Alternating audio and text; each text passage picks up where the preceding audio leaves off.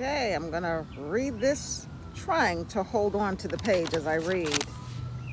The Ten Commandments. The Ten Commandments are words spoken direct from the Lord our God, indeed out of his own mouth. These commands are given specifically to black people who are by bloodline the children of Israel. God changed the name of our forefather Jacob to Israel. Israel is not a place, it's a people, specifically black people. Jacob is the son of Isaac. Isaac is the son of Abraham. We are indeed the seed of Abraham, Isaac, and Jacob, who is also called Israel. And these are the commandments given to our forefathers and foremothers. Every generation were to always live by these commands. Slavery removed our ancient Hebrew heritage from us.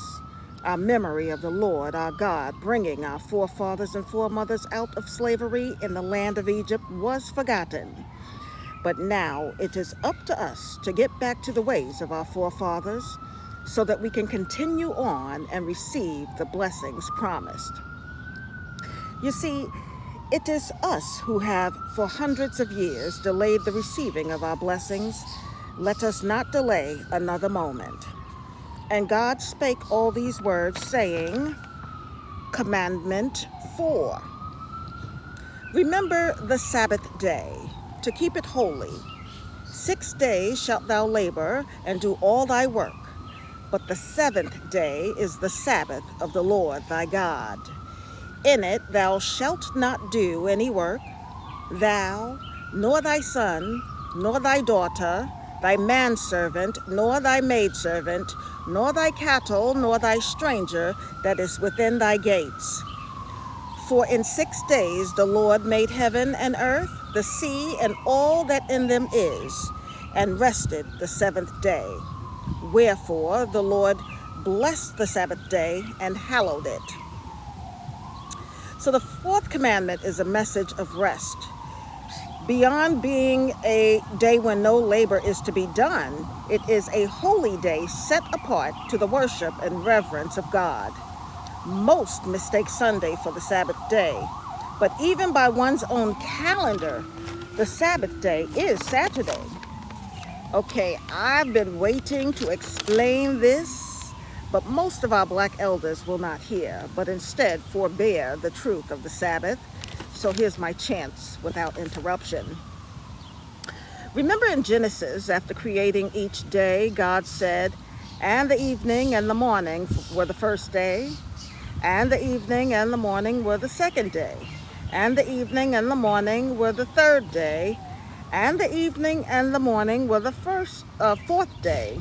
Now, bear with me now. I'm going somewhere with this.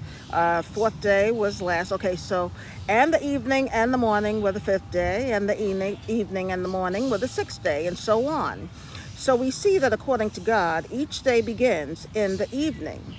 Each day when the sun goes down, or at evening, a new day is beginning. That's right. Midnight is not the beginning of a new day. Sundown or evening or nightfall is. So even by our own calendar, Sunday is the first day of the week. Sunday began the evening before, which it would be Saturday evening. Okay, so let's break this down. So day one would be from Saturday at sundown all the way through the evening and through Sunday, ending Sunday at sundown. So Saturday at sundown begins the next day, which is Sunday, and at evening on Sunday at sundown, that day ends and Monday begins. So if that makes sense. So day one begins Saturday at sundown. That runs all the way through Sunday, and then the evening on Sunday, that day ends. And then Monday begins Sunday at sundown. Got it? So Sunday at sundown begins Monday, and all the way through Sunday night, Monday morning, afternoon, and then Monday evening at sundown, that day ends. And then Tuesday begins. sundown on Monday, Tuesday begins. And I don't know if anybody's following this, but it really is not that hard when you look at every day. Okay, so let's see. The easiest way to remember this is every day. At the end of the day, when the sun goes down, the next day begins. That's the easiest way to remember it. So let's see. I'm recording this video on Sunday, right? So I'm already in the first day of the week. It began last night. Saturday night began the first day of the week. Began Sunday, the first day of the week. That's on your calendar. So when the sun goes down today, Monday will have begun. Right. Okay. So, and then tomorrow, if I'm sitting, no matter where I am, no matter where I am in this town, tomorrow I'll be in town. Actually starting a new job tomorrow. So. But at sundown tomorrow, then the next day begins. Even though it still will be Monday, Tuesday will begin when the sun goes down Monday night. So, yeah,